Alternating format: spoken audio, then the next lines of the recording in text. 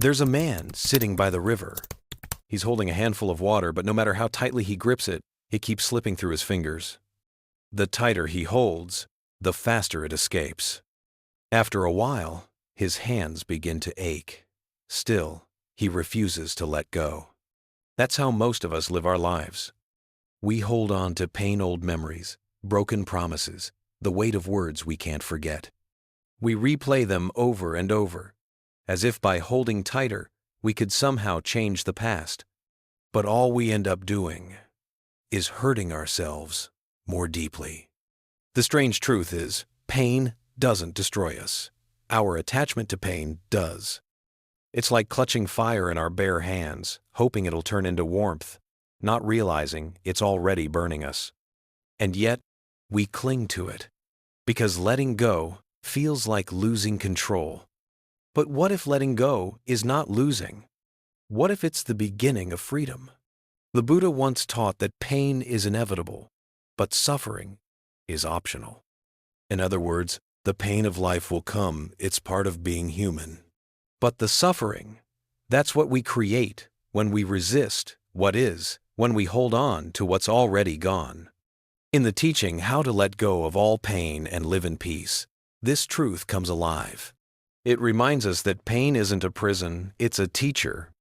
When we stop fighting the waves and start flowing with them, something miraculous happens. The water that once drowned us now carries us forward. Imagine your life like a vast river. Every emotion, joy, sadness, anger passes through like water. If you build a dam, the pressure builds until it breaks. But if you allow the river to flow, it cleanses itself. That's the wisdom of letting go, not to forget, not to erase, but to allow. Maybe you've been carrying something for years, a loss, a betrayal, a dream that never came true. You've told yourself, I can't move on. But what if peace isn't something you find someday? What if it's what appears when you stop clinging today? The Buddhist path doesn't ask you to suppress your pain. It invites you to see through it, to recognize that beneath every wound lies a space untouched, still, and whole. When we let go of the stories our mind tells, I was wronged, I failed, I'm not enough, what's left is silence, but not emptiness.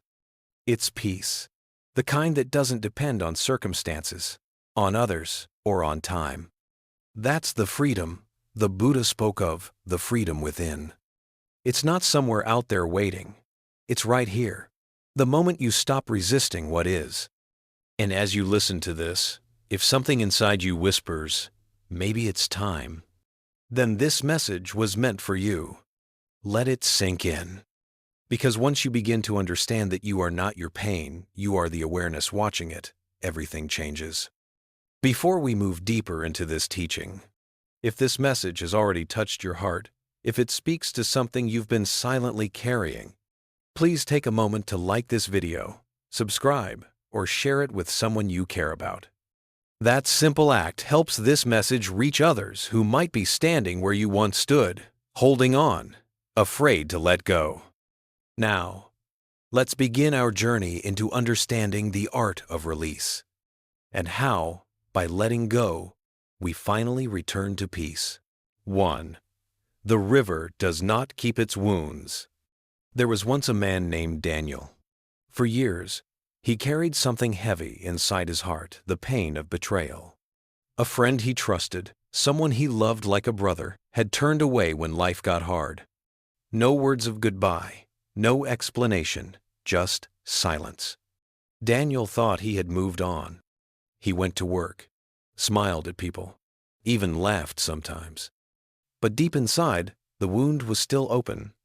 Every time he remembered that friendship, it burned quietly like a scar that never faded. One afternoon, feeling lost, he walked down to a small river near his home. He sat on the rocks, staring at the current gliding over the stones. The water never stopped moving. It flowed quietly, endlessly. Leaves, branches, bits of dirt all carried away, never held on to. He watched for a long time before whispering to himself, if this river could hold grudges, it would have turned into a swamp long ago. And in that moment, something clicked. The Buddha once said, "Whatever has the nature to arise will also pass away." Everything, joy, sorrow, loss, anger, all of it moves through us like water. But the reason we suffer so deeply is because we refuse to let it flow. We hold on. We build dams around our hearts. We say, "This shouldn't have happened. This isn't fair." And so the pain that was meant to pass through us becomes trapped inside. It starts to poison the waters of our mind. Daniel realized that the river wasn't teaching him to forget. It was teaching him to flow, to allow, to stop turning his wounds into his identity. Because the river doesn't keep its wounds.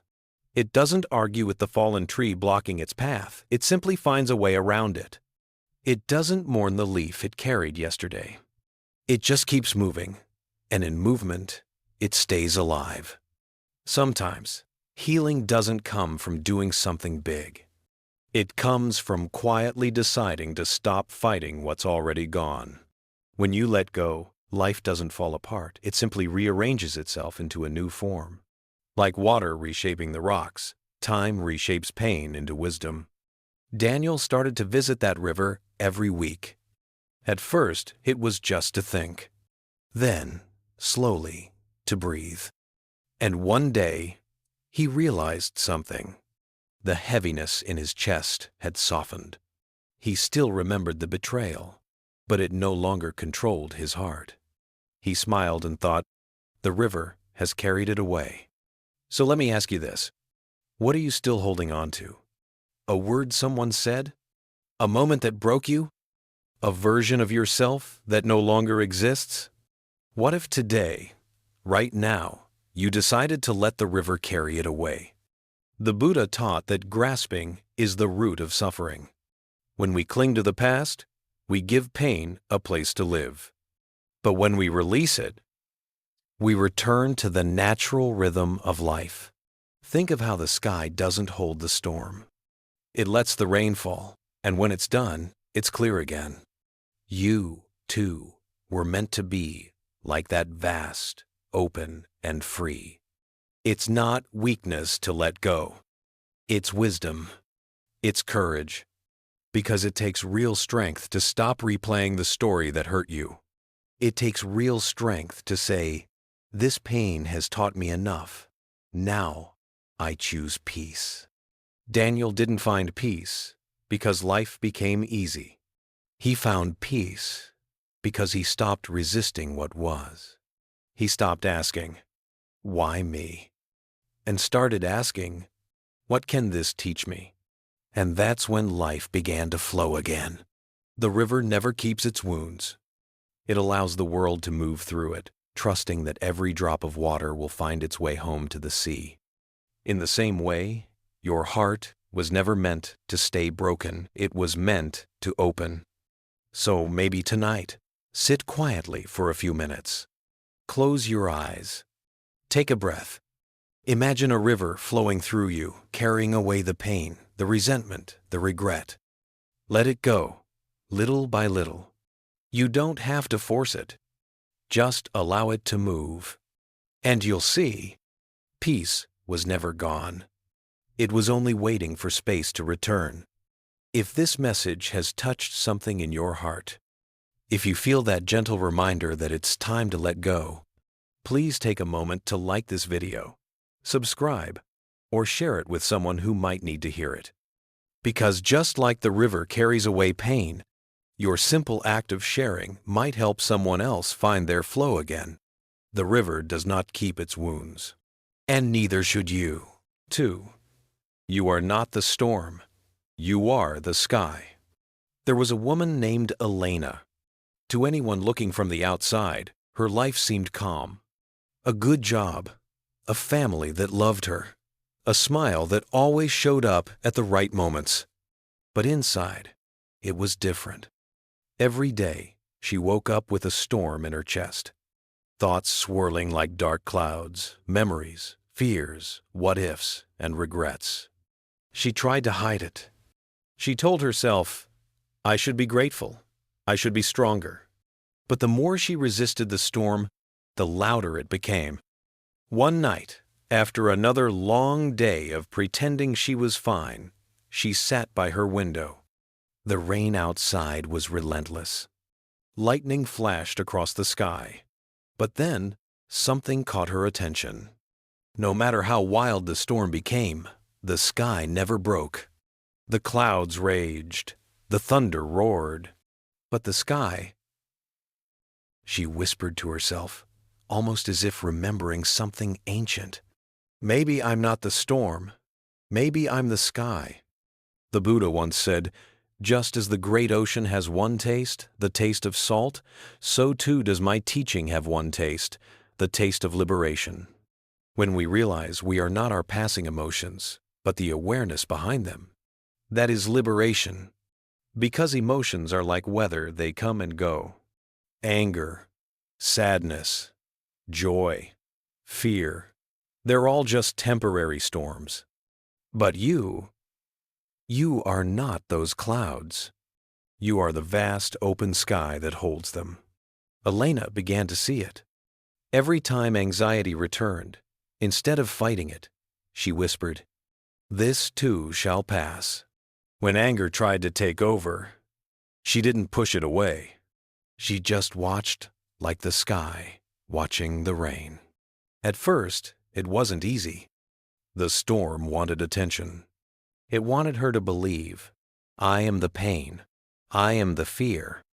But slowly, she stopped identifying with every cloud that crossed her mind. And something beautiful happened. The storm lost its power. You see, the mind is always changing. Thoughts rise and fall like waves.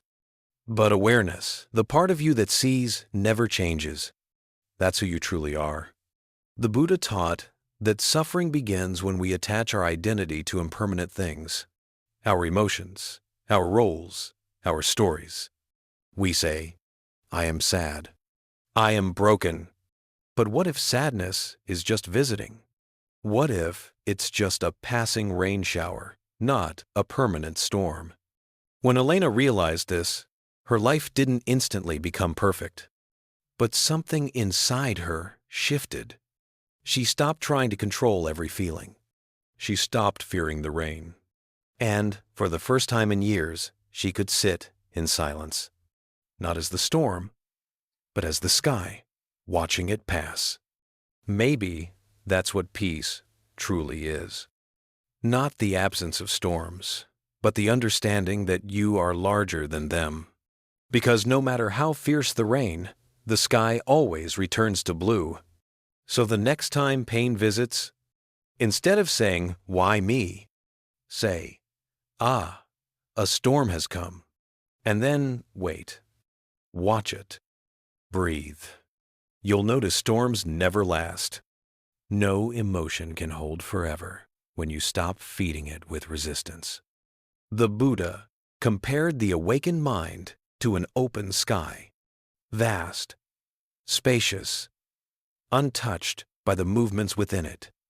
When you realize that your true nature is that spaciousness, you begin to live from a place of deep calm. It doesn't mean you won't feel.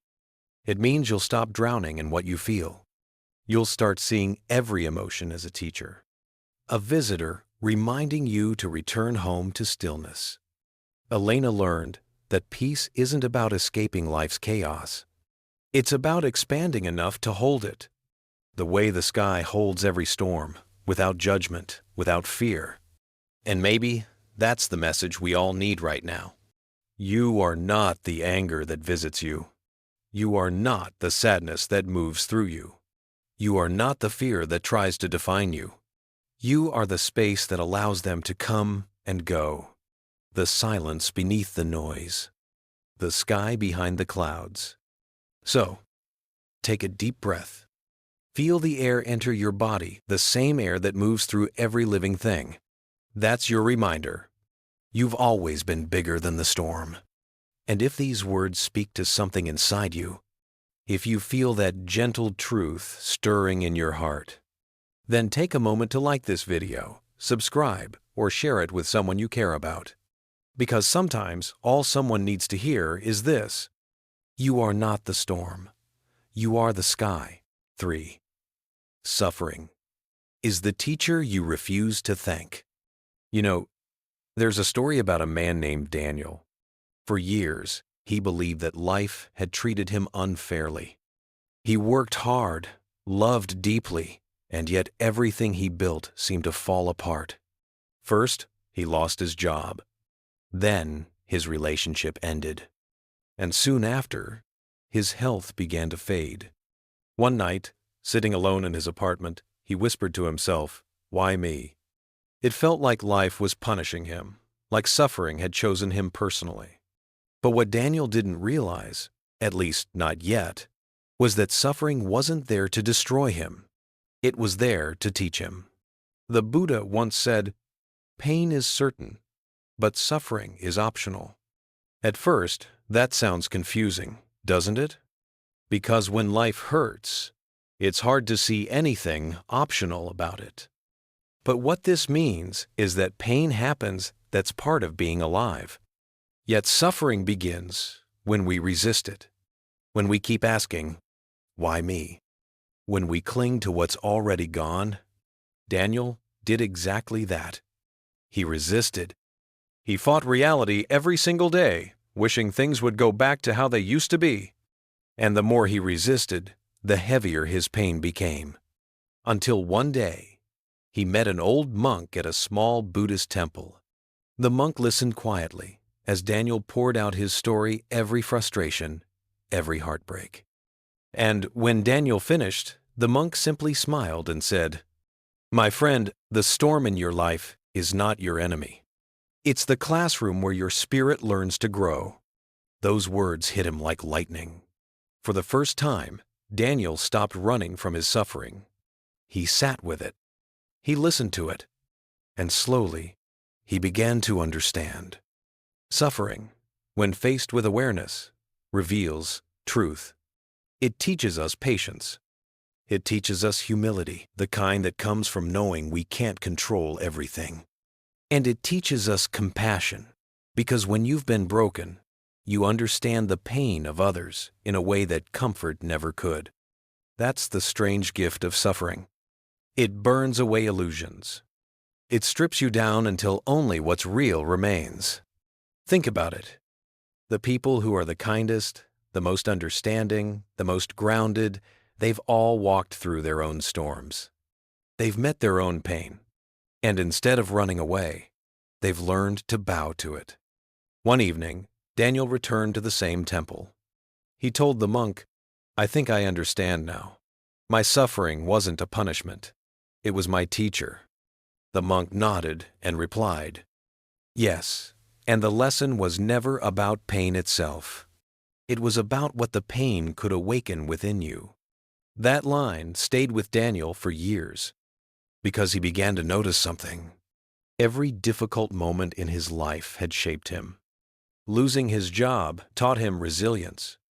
Losing his relationship taught him self-worth. And losing his health taught him gratitude for even the smallest moments, a sunrise, a breath, a quiet meal. He realized that joy teaches you very little. It comforts you, yes, but it doesn't transform you. Only suffering has that power, because it forces you to face yourself, to confront everything you've been avoiding. In Buddhism, this is the essence of dukkha, the truth that life contains suffering. But the Buddha didn't teach this to make us despair. He taught it to help us wake up. Because once you stop fighting suffering, you begin to see it clearly. And when you see it clearly, it loses its power over you. You no longer ask, "Why me?" You start to ask, "What is this trying to teach me?" That one shift from resistance to curiosity changes everything. Daniel's life didn't suddenly become perfect. He still faced challenges, disappointments, and uncertainty. But now, instead of drowning in them, he began to float above them. He started to see every pain as an invitation to grow, not as an obstacle. He once said to a friend, "Suffering is like fire. It can burn you, or it can forge you. The choice is how you stand within it. That's the heart of this teaching. Suffering isn't here to punish you. It's here to polish you, to shape you into someone wiser, softer, more awake.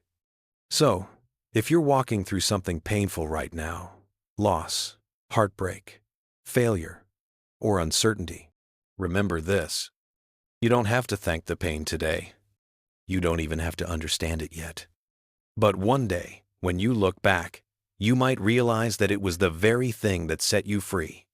Because without darkness, you'd never recognize the light. Without struggle, you'd never discover your strength. And without suffering, you might never awaken to the truth of who you are. The Buddha said, "Just as a lotus flower blooms in the muddy water, the heart awakens through suffering." Maybe that's why our greatest pain often leads us to our deepest wisdom. Maybe that's why the most peaceful souls are the ones who've known sorrow. So today, take a breath. Look at your pain not as your enemy, but as your teacher. And even if you can't thank it yet, at least stop fighting it. 4. Pain ends when you stop owning it. Have you ever noticed how we say things like, my pain, my sadness, my anxiety, as if they belong to us? We carry them like heavy stones in our pockets. We identify with them so deeply that we forget who we were before the pain began. But what if the very act of calling it mine is what keeps us trapped inside it?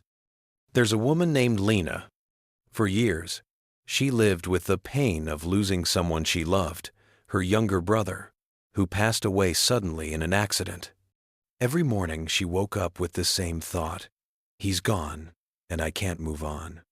Her friends told her, time will heal. But time didn't heal her because she didn't allow it to. She kept replaying every memory, every what if, and every if only. She built her entire identity around that grief. She wasn't Lena anymore. She was the woman who lost her brother. That's what pain does when you keep calling it mine. It becomes part of your name. It defines you, limits you, and steals your peace, not because it wants to, but because you refuse to let it go. One day, Lena visited a quiet Buddhist monastery near her town. There, she met an elderly monk, sweeping leaves in the courtyard. He didn't know her story, but he could sense her heaviness. After a few moments of silence, he said, gently, "When a storm passes, the sky doesn't hold on to the clouds. It lets them go. Why do you keep your storm?" Lena frowned and said, "Because it's my pain. It's my loss." The monk smiled softly and replied, "And that's why it still hurts. Because you keep calling it yours." Those words pierced through her like sunlight breaking through thick clouds. In that moment, Lena began to realize something profound. Her pain was real, but the ownership of it was optional. She had mistaken her emotions for her identity. But she wasn't her grief. She was the one feeling the grief. The Buddha once taught, attachment is the root of suffering. And one of the deepest attachments we have is not to people or possessions, but to our pain. We wear it like armor, thinking it protects us, when in truth, it keeps us from healing. So Lena started practicing something new. Each time the sadness returned, she whispered to herself, "This is a feeling, not my identity." She allowed the grief to rise, but she didn't grab it. She let it come. She let it go. At first, it felt impossible. Her mind wanted to hold on. It wanted to analyze, to replay, to claim. But she began to see that pain like all things passes when you stop owning it. It's like holding a burning coal. The longer you clutch it, the more you get burned. The moment you open your hand, the fire no longer hurts you. There's a saying in the Dhammapada, whatever is not yours, let go of it. Your letting go will be for your lasting happiness and peace. When you think about it, pain doesn't belong to anyone. It's just an experience, a passing cloud in the vast sky of your awareness. It only becomes unbearable when you try to possess it. So often we say, I am depressed. I am heartbroken. I am anxious. But what if instead you said, I am experiencing sadness. I am feeling anxiety. I am noticing heartbreak. See the difference? One statement binds you to the feeling. The other frees you from it. You are not your emotions. You are the awareness behind them. You are the sky, vast, open, unshaken, and your pain is just the passing storm. Weeks later, Lena returned to the same monastery. She told the monk, I still miss him, but now I don't suffer the same way. The monk smiled and said, missing him is love. Suffering was the attachment to how things should have been. When you release that, love can stay without pain. And for the first time, she truly understood. Grief didn't have to vanish for her to find peace. She just had to stop calling it hers. That's the paradox of healing. You don't need to fight your pain. You just need to stop owning it. Because once you stop saying, this is mine, the walls around your heart begin to crumble. And behind those walls, peace has been waiting all along. Pain ends not because it disappears, but because you no longer keep it alive through identification. When you stop feeding it with my and me, it runs out of power. So if you're carrying something heavy right now, guilt, loss, regret, or loneliness, try this simple practice. When the pain rises, say to yourself, this is just passing through. Breathe. Observe. Don't claim it. Don't fight it. Just let it be. You'll be surprised how quickly the storm loses its strength. Because no storm lasts forever, not even the ones inside you. Remember, you are not your pain. You are the space it moves through. You are the witness, not the wound. The Buddha said, holding on to anger is like grasping a hot coal with the intent of throwing it at someone else. You are the one who gets burned. The same is true for all pain. When you stop grasping, the fire fades. When you stop calling it yours, peace returns naturally. So today, let your pain drift away like smoke in the wind. You don't need to push it. You just need to stop claiming it. Because the moment you stop saying my pain is the moment you remember you were never the pain. You were always the sky. 5. Silence heals faster than answers. There's a man named Ethan. He used to be the kind of person who needed every answer, every explanation, every closure. When something went wrong, he couldn't rest until he understood why. When his wife left him after 10 years of marriage, that question haunted him day and night. Why did she go? He replayed every conversation, every argument, every small detail. He searched for meaning, for justice, for logic, as if one perfect answer could erase the ache in his chest. But no matter how many times he asked, the silence never spoke back. And that silence drove him mad. One night, unable to sleep, Ethan went for a walk. The city was asleep, except for the quiet hum of streetlights and the sound of his own thoughts echoing in his mind.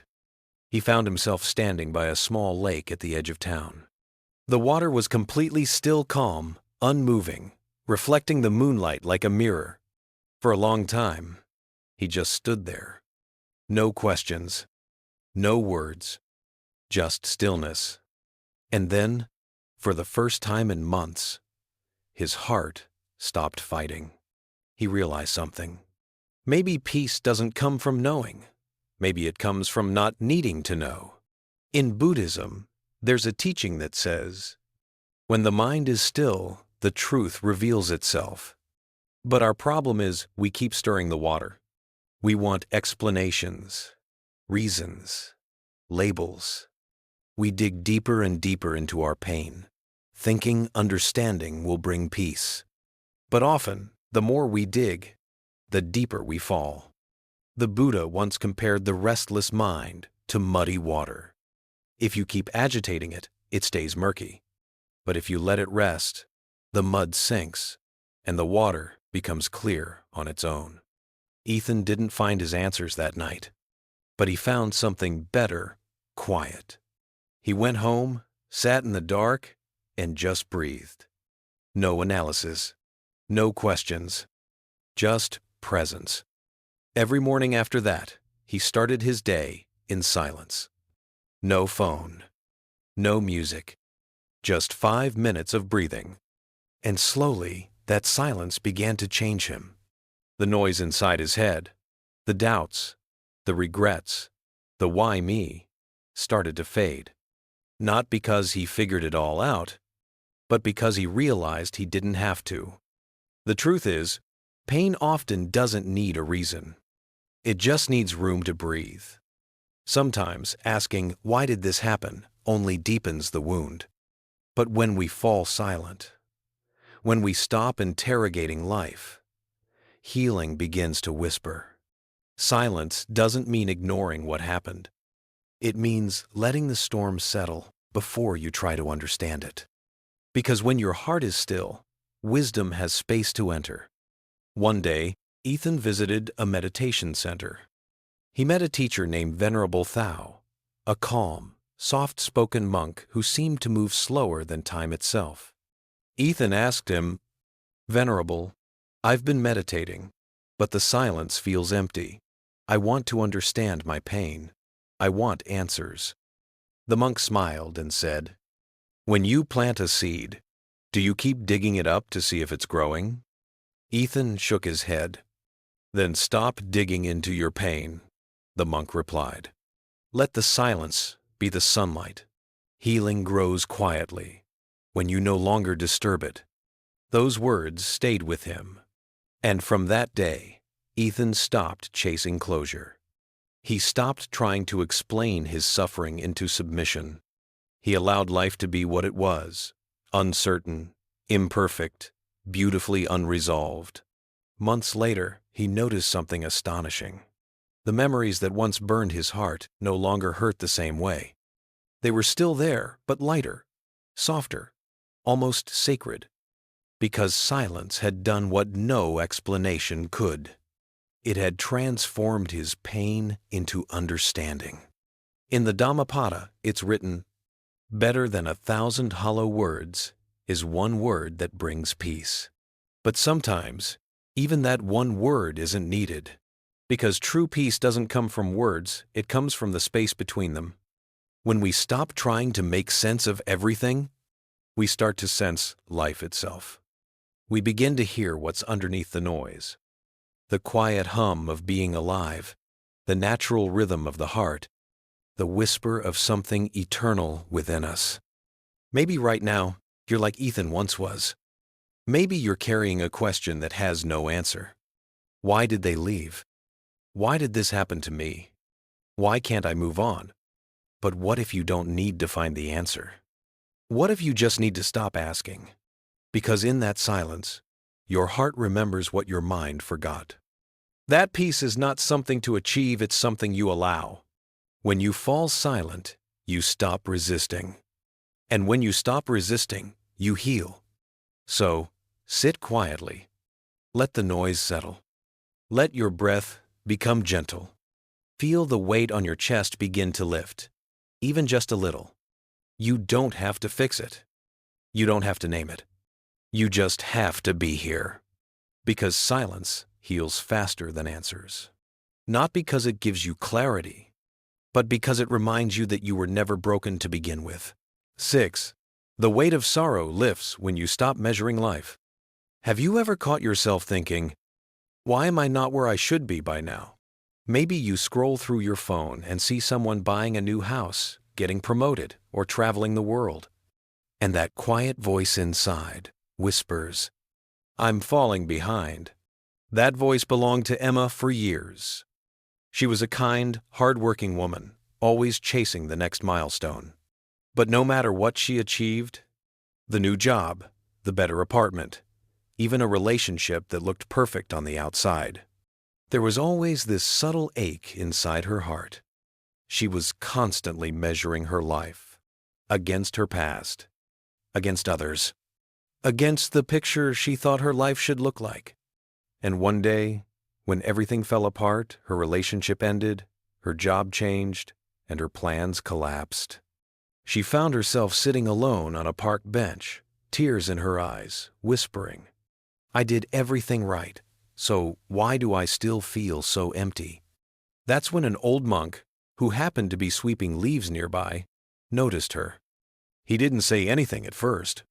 He simply continued sweeping slowly, rhythmically, with such peace that even the falling leaves seemed to follow his breath.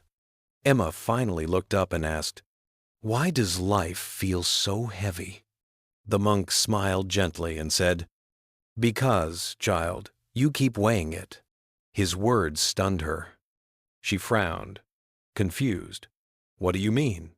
He leaned on his broom and continued softly, "When you measure life comparing today to yesterday or yourself to others, you carry a scale in your heart, and every joy you find, you immediately place on that scale. You don't let yourself feel it. You judge it, measure it, and then decide it's not enough." Emma sat quietly. The breeze brushed against her face.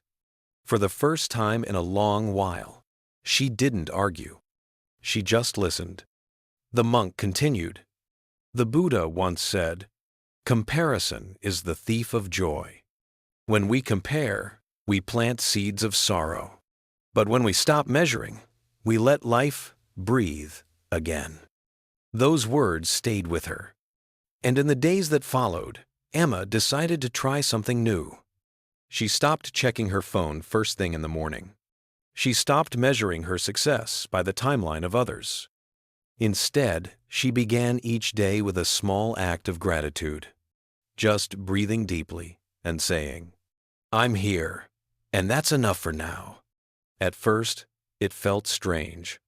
Her mind still wanted to measure, to calculate, to control.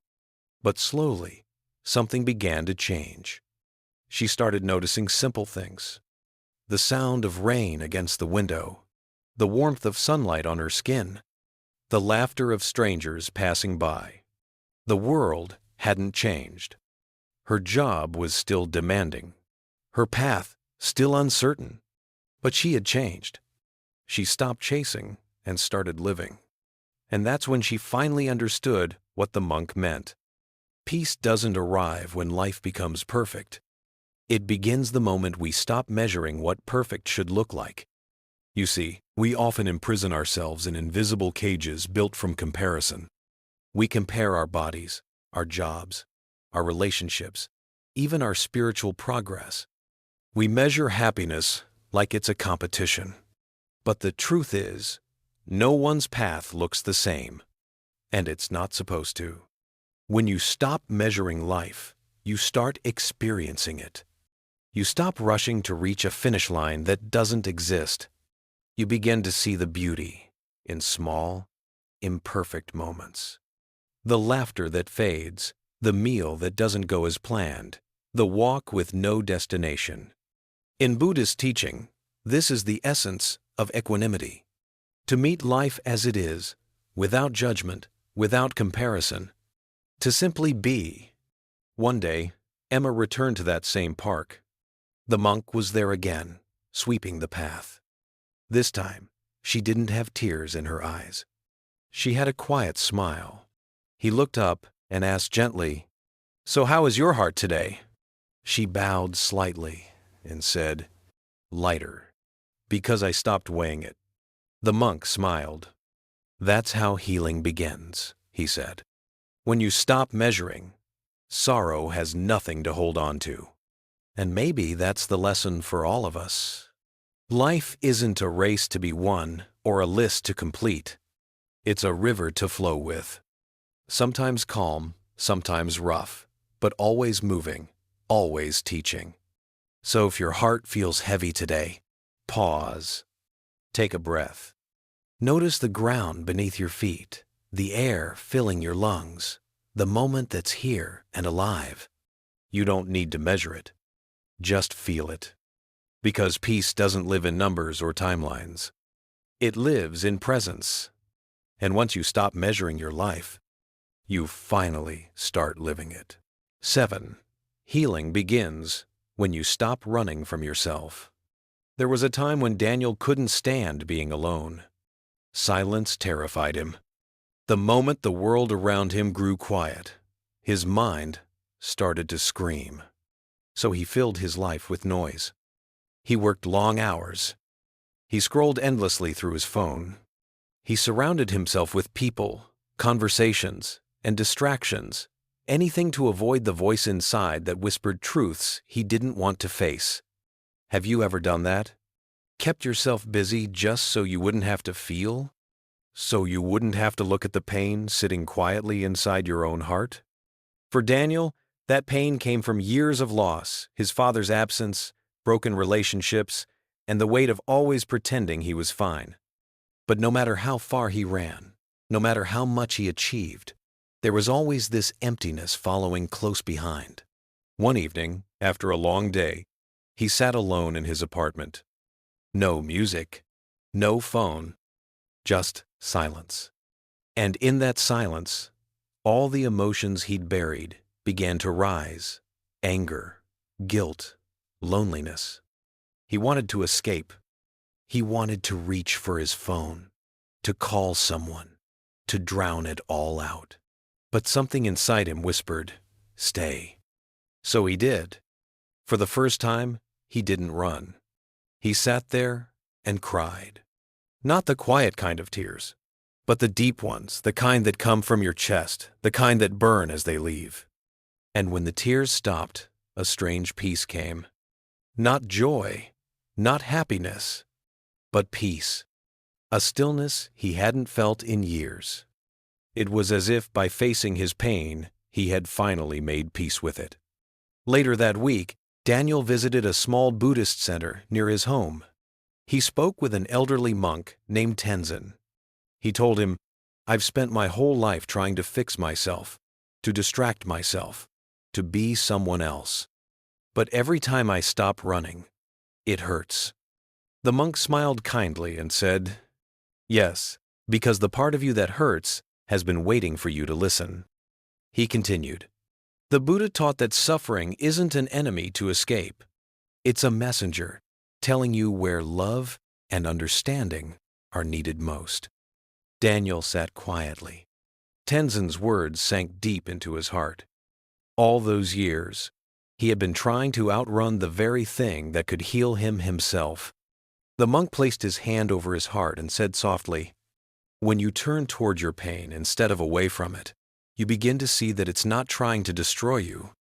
It's trying to open you."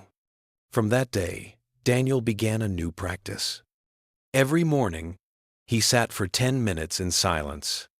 At first, his mind resisted. Old memories surfaced. Feelings of shame and fear crept in. But instead of pushing them away, he simply breathed and said, "It's okay. You're allowed to be here." Over time, something beautiful happened. The pain began to soften. The shame began to lose its power. And Daniel began to feel whole. He realized that healing doesn't come from avoiding discomfort. It comes from gently holding it, like a child who just needs to be seen. You see, in Buddhism, there's a saying, "You cannot pour tea into a cup that's always moving." When we run from ourselves, our hearts are like that moving cup. Nothing can stay, nothing can heal. But when we stop, when we become still, the tea of peace, of wisdom, begins to fill us. And the truth is, every one of us has something we've been running from. A memory, a regret, a version of ourselves we can't forgive. But as long as we keep running, we stay trapped in the same cycle of fear. The moment we turn around and say, "Okay, I'm ready to face this," we break that cycle. That's when real healing begins. Daniel still has hard days. He still feels moments of sadness and doubt. But now, he doesn't run. He sits with it. He breathes through it. He listens. And in those moments of stillness, he feels something he never did before: compassion for himself. That, he realized, is what healing truly means. Because healing isn't about becoming someone new. It's about coming home to who you've always been. So if you're tired of running, if you've been filling your life with noise, distractions, or endless goals just to escape the quiet inside, maybe it's time to pause, to sit with yourself, to listen to the parts of your heart you've ignored for too long. The Buddha once said, "No one saves us but ourselves. No one can, and no one may. We ourselves must walk the path." And maybe that path begins not with movement, but with stillness. So, stop running. Turn around. Face yourself. There's a part of you waiting there. Not to judge you, not to punish you, but to finally say, "Welcome home." 8. The fire that burns you can also light you. There was a time when Maya felt like her whole life was burning down. She had lost her job. Her long-term relationship had ended. And every morning, she woke up feeling like she was walking through ashes. Everything familiar had turned to dust. She used to whisper to herself, "Why me? Why does life keep hurting me like this? Why?" Maybe you've asked yourself that too. When everything falls apart, it feels unfair. It feels cruel. But what if the very fire that burns you was never meant to destroy you, but to light you from within? At first, Maya didn't see it that way. She only saw the pain, the fear of being alone, the anger, the confusion. She tried to fight it, to resist it, to pretend it wasn't happening. But the more she resisted, the hotter the flames seemed to grow. One night, she sat by her window, tears falling silently. Her thoughts were dark. She whispered, "I can't do this anymore." And then, something shifted. Her eyes caught the flicker of a candle on her table. It danced gently, steady, but alive. In that moment, she remembered a teaching she had once heard from a Buddhist monk. The same fire that cooks your food can also burn your hand. It's not the fire that decides its purpose, it's how you use it. Those words hit her differently that night. She realized that maybe life wasn't punishing her. Maybe it was teaching her. The pain wasn't random, it was shaping her, refining her, preparing her for something deeper. The Buddha once said, "Just as a lotus rises from muddy water, wisdom rises from suffering." That image stayed with Maya. A lotus doesn't fight the mud. It doesn't resist it. It simply grows through it. And the mud that once seemed so dirty becomes the very ground that nourishes it. So, she stopped running from the fire. She started asking new questions. What is this pain trying to show me? What part of me needs to be burned away so something new can grow? Every morning, she journaled. Every evening, she meditated. Slowly, she began to notice that her suffering wasn't her enemy, it was her teacher. Through that fire, she learned patience. Through loss, she discovered humility. And through pain, she found compassion not just for herself, but for others who were suffering too. One day, a friend came to her, crying over a heartbreak. Maya listened quietly. She didn't try to fix it or offer quick answers. She just said, "I know it hurts, but trust me. This fire won't destroy you. It's forging something beautiful in you." In that moment, she realized something profound. Her fire had become her light. The very pain that once consumed her had turned into wisdom she could share. You see, the nature of fire is transformation. It changes whatever it touches. When we resist, it burns us. But when we open our hearts to it, when we stop screaming at the flames, it begins to illuminate instead of destroy. The Buddha compared life's challenges to a blacksmith's forge. Every blow, every spark, every heat, it all shapes the sword into strength. Without fire, the metal would remain dull and fragile. In the same way, without pain, our hearts would remain soft and untested. So the question is not, why is this happening to me? The question is, what is this teaching me? Maya's story reminds us that the flames we fear are often the same flames that awaken us. When everything around you burns your plans, your identity, your comfort, something inside you begins to glow. Something indestructible. Something real. Pain strips away everything false. It burns off the layers of pride, fear, and illusion.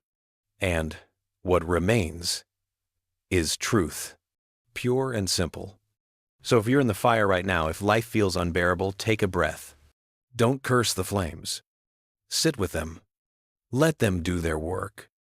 Because someday, you'll look back and realize the fire that once burned you didn't destroy you. It revealed you. It showed you your strength, your resilience, your compassion. And that light, the one born from your darkest nights, will guide others who are still walking through the fire. The Buddha once said, "Thousands of candles can be lit from a single candle, and the life of the candle will not be shortened." That's what happens when your suffering turns to wisdom. You become that candle lighting the path for others without losing your flame.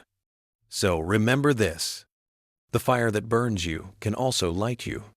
The pain that feels unbearable now can one day become your greatest teacher. Don't run from it. Walk through it with awareness, with compassion, with faith, because somewhere beyond the ashes, a brighter version of you is waiting.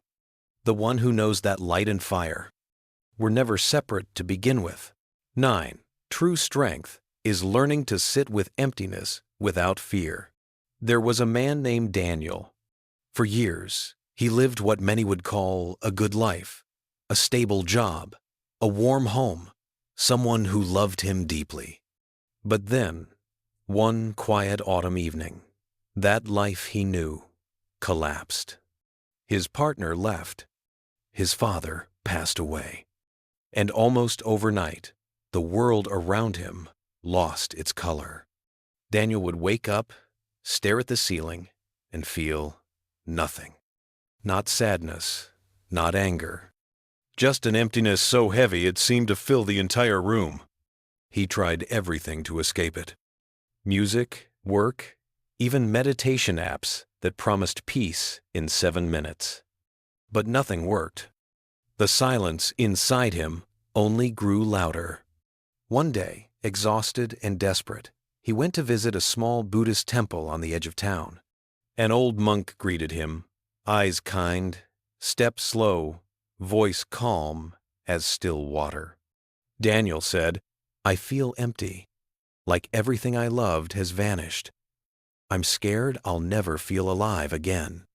The monk looked at him for a long moment, then replied softly, "That emptiness you fear, my son, is not your enemy, it's your teacher." Daniel frowned. He didn't understand. How could emptiness, this hollow pain, be anything but suffering? The monk smiled and gestured for him to sit. They sat together in silence. Minutes passed. No words. Just the sound of wind moving through the trees. After a while, the monk said, "When a cup is full, you cannot pour anything new into it. But when it is empty, it becomes ready." He continued, "Your heart feels empty because it has lost what once filled it: love, plans, identity. But now, in that emptiness, there is space for something deeper, for truth, for freedom." Those words echoed inside Daniel like a soft bell. In the weeks that followed, he stopped running from his pain. He didn't try to fill the silence anymore. He simply sat with it. At first, It felt unbearable. The quietness pressed on him like a weight. But slowly, he began to see something he hadn't seen before. The emptiness wasn't trying to destroy him. It was showing him what was real. Without all the noise of his old life, he began to notice simple things. The sound of rain tapping on the window, the warmth of sunlight on his hands, the breath moving in and out of his body. Each moment felt new, alive, peaceful. He began to understand what the Buddha meant when he said, "In the emptiness, nothing is lacking," because in that space, Daniel found something he never had before: himself. Not the self built on achievements, titles, or relationships, but the self that simply is. The part of him that can sit in silence and still feel whole. The part that doesn't need to be filled, only understood. And that, my friend, is what true strength really is. It's not about conquering your pain or pretending to be okay. It's about having the courage to sit with what is, even when it feels like nothing. To face the void, not as an enemy, but as a doorway. Because when you stop fighting emptiness, it transforms. It becomes stillness. It becomes wisdom. It becomes peace. Daniel once thought emptiness was the end. Now he knows it was the beginning. So, if you're walking through a season of loss, if you feel that hollow ache inside your chest, don't rush to fill it. Don't drown it with distractions. Just sit. Breathe. Listen. You'll see that emptiness is not absence. It's the space where your truest self is waiting to be found. Freedom begins when you stop living inside stories. There was a woman named Sarah. From the outside, she looked perfectly fine, a good career, a loving husband, and a beautiful home. But inside, she was drowning. Not in reality, but in stories. Every day, her mind whispered things like, "You're not good enough. You'll fail again. People only like you when you pretend." These voices weren't loud, but they were constant. And the worst part? She believed them. One morning, as she sat staring at her reflection, Sarah said quietly, "I don't even know who I am anymore. I only know the stories I tell myself." Her life had become a loop, replaying old hurts, reliving fears that weren't even happening anymore. She wasn't living in the present moment. She was living in the movie of her mind. That day, Sarah decided to visit a small Buddhist center near her office, a quiet place she had passed by many times but never entered. The teacher there, an elderly nun with soft eyes, welcomed her. After listening for a while, the nun said, "My dear, you are suffering not because of your life, but because of your story about your life." Sarah frowned. "What do you mean?" The nun smiled gently. "When something happens, it ends in a few seconds, but your mind keeps the story alive. You keep feeding it with memory, judgment, and fear. Soon, the story becomes more real than the truth." Those words hit Sarah like a bell echoing through an empty hall. She realized she'd been trapped, not by the events of her past, but by the narratives she built around them. She thought, "I'm broken." But what if that was just a story? She thought, "I failed." But what if failure was only the mind-labeling experience? The Buddha once said, "When you see the illusion as illusion, you awaken." Sarah began to understand. Freedom doesn't come from changing your past or fixing every problem. It comes when you stop living inside the stories your mind keeps telling. So she started small. When her thoughts said, "You're not enough," she simply paused and asked, "Is that true right now, in this moment?" Most of the time, the answer was no. When her mind replayed painful memories, she whispered, "This is just a story my mind is telling. I can let it go." At first, it felt strange. Her mind didn't want to lose control. It fought back, louder, stronger. But the more she watched her thoughts without believing them, the quieter they became. One afternoon, she was sitting by the lake near her home. There was no story, no past, no future, just the sound of water, wind, and breath. For the first time in years, she felt free.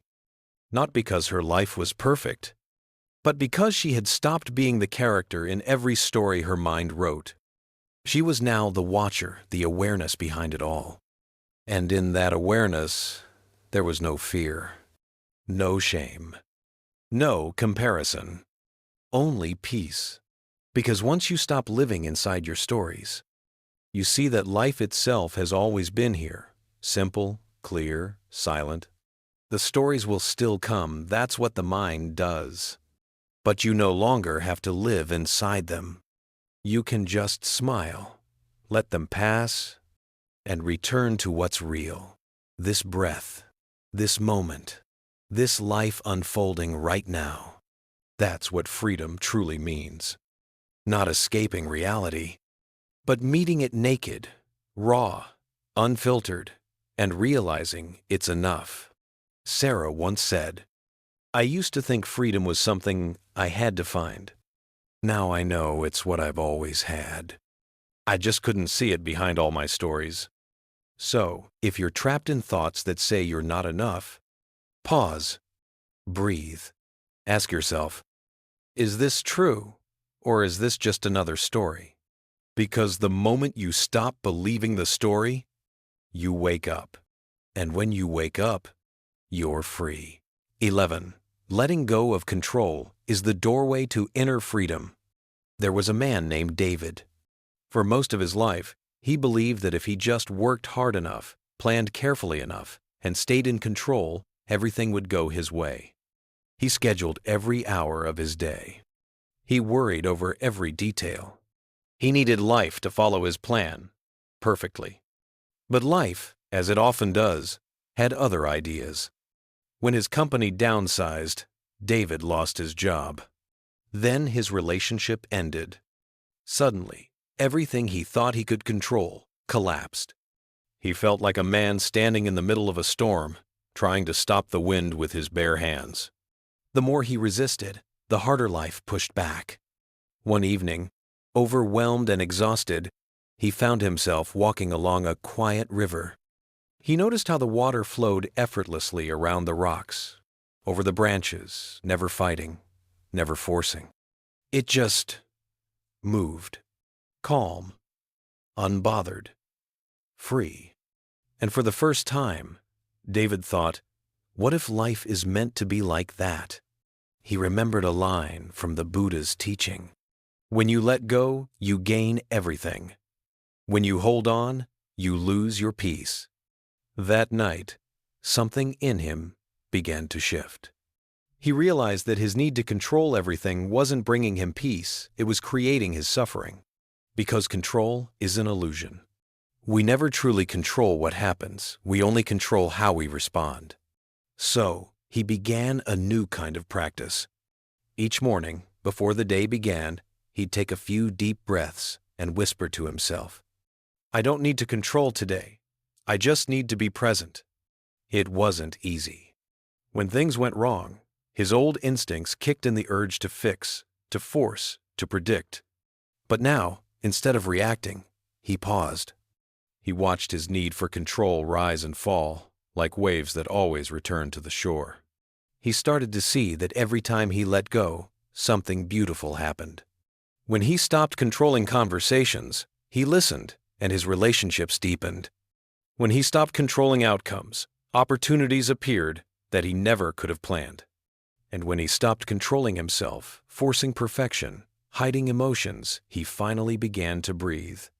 Because control is heavy. Letting go is light. It doesn't mean giving up. It means trusting that life knows more than your fear does. The Buddha often used the image of a river, ever changing, never still. He said that to live wisely is to flow with the current of life, not against it. But we humans, we cling to the shore. We hold on to our plans, our labels, our shoulds. We fight what is, and in that fight, we lose touch with the miracle of the present moment. David used to think peace was something he'd earn when everything finally went right. Now he knows peace comes when you stop needing everything to go right. One day, as he sat again by that same river, he smiled and whispered, "Life flows whether I fight it or not, so I'll flow with it." He watched the sunlight shimmer on the water, and he realized the river never stopped being the river, even when it met rocks, storms, or droughts. It just changed shape, kept moving, kept becoming. That's what we're meant to do. You can't control the tide. You can't control who stays or who leaves. You can't control what tomorrow brings, but you can choose to open your hands, to release your grip, and trust that you'll float, not sink, when you stop resisting. Freedom isn't found in mastery over life. It's found in surrender to life. The moment you stop trying to control the river, you finally feel its current carrying you not away from yourself, but back home to yourself. And that, my friend, is the quiet power of letting go. Because the truth is, life isn't asking you to control it. It's asking you to trust it. 12. The self dissolves when you stop holding on. You know, there was a time when Ethan thought he had it all figured out. He had a good job, people respected him, and his social media looked perfect. But every time something went wrong, a small criticism, a broken plan, a loss, he felt like his whole world collapsed. He once told me, "I feel like I'm constantly fighting to protect something, but I don't even know what that something is." And that was the moment I realized what he was really holding on to: his self. The Buddha once said, "Clinging leads to suffering." But Ethan didn't understand that yet. Like most of us, he believed that the self was something real, something solid he had to protect at all costs. When someone disagreed with him, he felt attacked. When things didn't go his way, he took it personally. He was at war, not with the world, but with his own reflection. One day, life gave him a lesson he couldn't ignore. His company restructured, and overnight, his position was gone. The job title, the identity, the sense of worth, all disappeared. He felt empty. He told me, "I don't even know who I am anymore." And I said, maybe that's the best place to begin. You see, the self we cling to, it's not fixed. It changes every moment. The version of you that woke up this morning isn't the same as the one listening to this right now. Your thoughts, emotions, and body, they're all flowing, shifting, dissolving. And yet, we keep trying to hold them still, as if grabbing smoke with our hands. That's why we suffer. Ethan started to notice it too. He realized that his pain wasn't from losing his job, it was from losing his identity. He was grieving the image he built in his mind. The successful man, the achiever, the one who always had control. But that image was never real. It was a story, a moving shadow. The Buddha taught, when you let go of what you are, you become what you might be.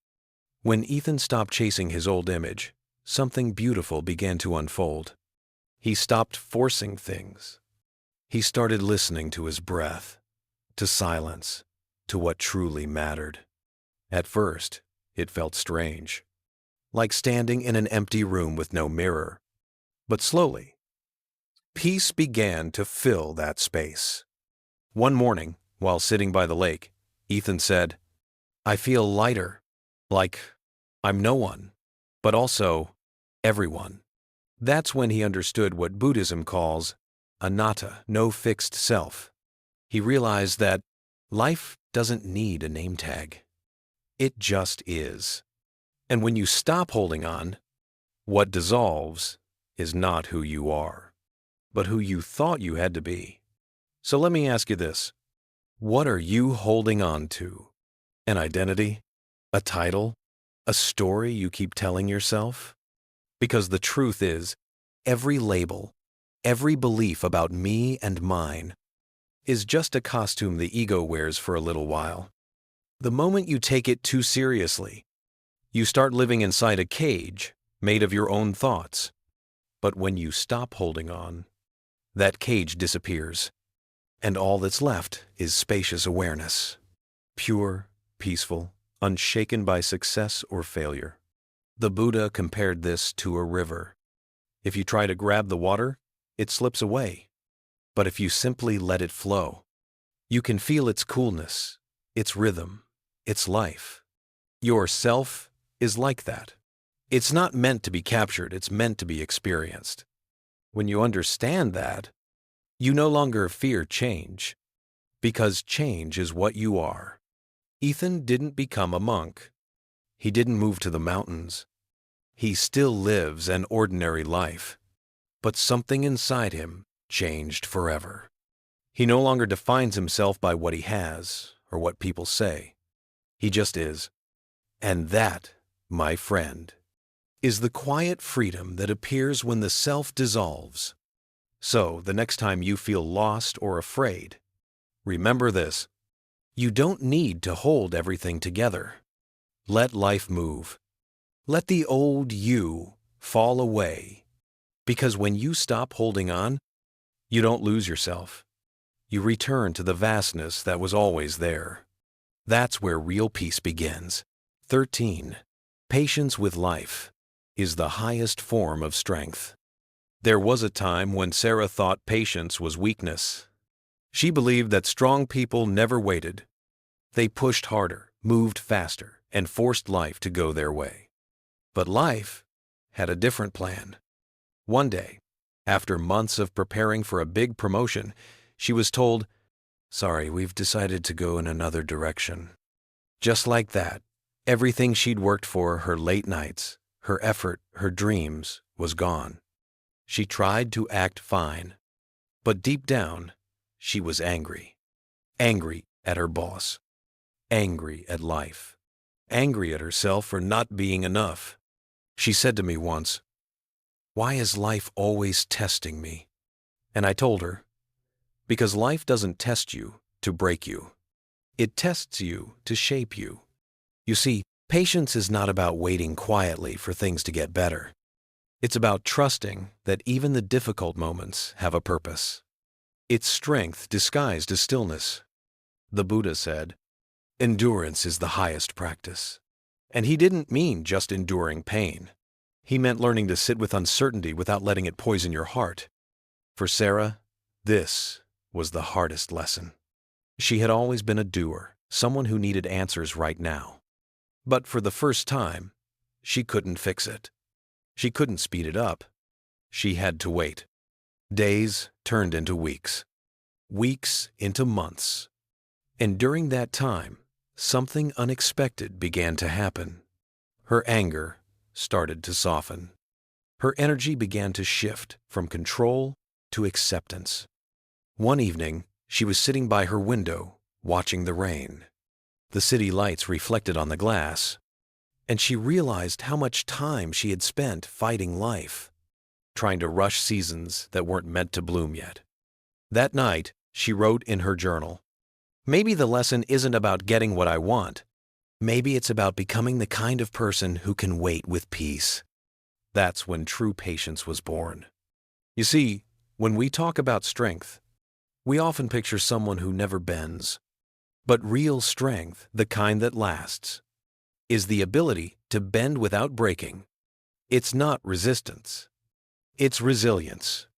Patience doesn't mean doing nothing. It means doing what you can and then letting go of what you can't control. It's faith in motion. And when you trust the rhythm of life, you begin to see that every delay has meaning. Every setback is a quiet preparation for something greater.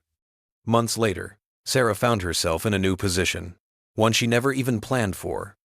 It wasn't the job she wanted before. It was better, more aligned, more peaceful. And she told me, with tears in her eyes, "I finally understand. The moment I stopped fighting life, life started working for me. That's the power of patience. The Buddha once compared patience to the earth. He said, "No matter what is thrown upon it, sweet or foul, the earth endures. That is what makes it strong. It holds everything without rejection, without complaint." In the same way, when we develop patience, we stop reacting to every storm. We start seeing challenges not as punishments, but as invitations to grow deeper roots. Think about it. When you plant a seed, you don't dig it up every day to see if it's growing. You water it, you nurture it, and you trust that beneath the surface, something is happening. Life works the same way. Your growth is often invisible before it becomes visible. Your patience is the soil in which peace takes root. Sarah used to say, "I'm tired of waiting." Now she says, "I'm grateful for the waiting," because the waiting taught her how to breathe again, how to stop chasing every outcome, how to live in the moment and let things unfold. She learned that patience doesn't make you passive, it makes you powerful. It keeps your heart calm in a world that moves too fast. It teaches you to act when it's time to act, and to rest when it's time to rest. So if you're in a season of waiting, if things aren't moving the way you hoped, don't see it as punishment. See it as preparation. Maybe life is teaching you endurance. Maybe it's building your inner strength quietly, like a mountain forming beneath the earth. Remember, the strongest trees aren't the ones that grow fast. They're the ones that grow steady, rooted through every storm. The Buddha said, "With patience and persistence, the softest water can shape the hardest rock." That is what patience does. It shapes your life in silence. So take a breath. Trust the timing. Don't rush what needs to unfold slowly. Because when you learn to be patient with life, you're no longer at war with it. You begin to flow with it. And in that flow, you discover a strength that no storm can shake. Peace is not found, it is chosen. There's a story about a man named Daniel. He spent most of his life chasing peace. Through success, relationships, travel, even spiritual retreats. Every time he thought he'd found it, it slipped away like water through his hands. He used to say, "If only I could fix this, then I'd finally be at peace. If only my job was better. If only people understood me. If only my life was different." But the truth was, Daniel wasn't missing peace. He was running from it. One night, he sat alone in his apartment, the city lights flickering outside the window, the noise of traffic mixed with the noise inside his own mind. He had everything he once wished for: a stable career, comfort, recognition. Yet deep inside, there was an ache that wouldn't go away. So he did what most of us do when we're lost. He searched for answers. He read books, listened to teachers, practiced meditation. But no matter what he did, the quiet didn't last. His thoughts always returned, louder than before. One day, his teacher asked him a simple question. "Daniel, what are you fighting against right now?" He paused, and for the first time, he realized he was fighting life itself. You see, peace is not something we stumble upon by accident. It's not a prize you win when everything finally goes your way. Peace is a choice, a moment-to-moment decision to stop resisting what is. The Buddha once said, "There is no path to peace. Peace is the path." That means it's not waiting at the end of your journey. It's hidden in every step you take. If you walk it with awareness. Daniel began to understand this slowly. Instead of trying to change his circumstances, he started to change how he related to them. When work was stressful, he practiced breathing instead of reacting. When people disappointed him, he chose compassion over resentment. And when life didn't go his way, he whispered to himself, "Let it be." That became his practice, simple but powerful. Over time, something began to shift. The noise in his mind softened. The world didn't change, but his relationship to it did. He stopped chasing peace as if it were somewhere out there. He began choosing it right where he was. One morning, while sitting by the river, watching the sunlight dance on the water, he realized peace had always been here. It was he who had walked away from it. So often, we believe peace depends on something external. The perfect job, the right partner, a quiet place, a fixed problem. But that belief is the very reason we suffer. Because we hand over our peace to the world, to things that change, to people who come and go, to moments that never last. The Buddha taught, "Nothing can bring you peace but yourself." And that's the essence of awakening. It's not about escaping life, it's about accepting it. When you stop demanding that life be different, something extraordinary happens. You begin to see beauty even in imperfection. You find stillness even in movement. You realize peace was never lost, it was simply buried under layers of resistance, fear, and control. Think of it like a lake. When the wind blows, the surface ripples, but the depth beneath remains still. That's your true nature, the calm beneath the chaos. Peace isn't created, it's uncovered. Daniel learned that every moment offers two doors. One leads to struggle, the other to surrender. The situation is the same, the difference is your choice. He once told me, "I used to think peace was waiting for me. Now I see, peace was waiting within me." That realization changed everything. He stopped rushing through life and started living it. Each breath became a reminder. This moment is enough. You see, when you choose peace, you're not pretending everything is fine. You're simply choosing not to let everything outside of you control everything inside of you. It's not weakness. It's mastery. Because anyone can be calm when life is easy. But true peace is when your heart stays soft, even when the world feels hard. If you're listening to this right now, and you're waiting for something to change before you can rest, stop waiting. You don't have to earn peace. You can choose it, right here, in this breath. Take a moment. Feel the air moving in and out of your body. That's life itself, simple, sacred, enough. You don't need to run anymore. You don't need to fix everything. You only need to be here, fully present. Because peace isn't out there. It's right where you are. The Buddha said, "Within this very body, within this very mind, lies the world's end." That means everything you've ever been seeking.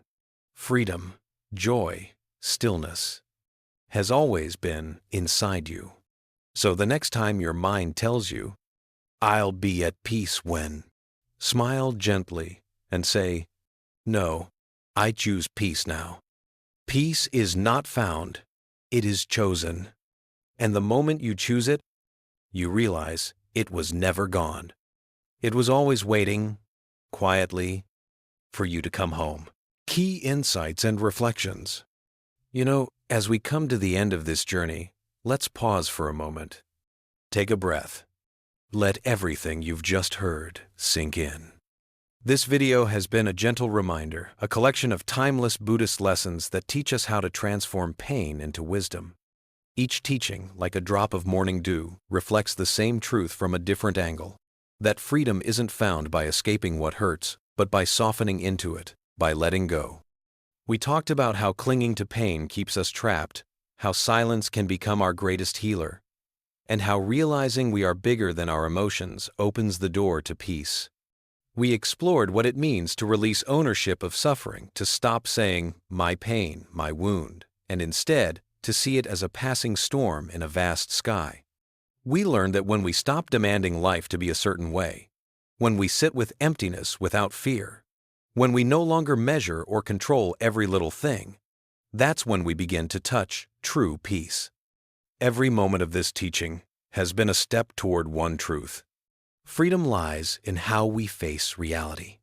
Pain is a natural part of being human. But suffering, that's something we create when we hold on, when we resist what already is. So ask yourself, what pain are you still calling yours?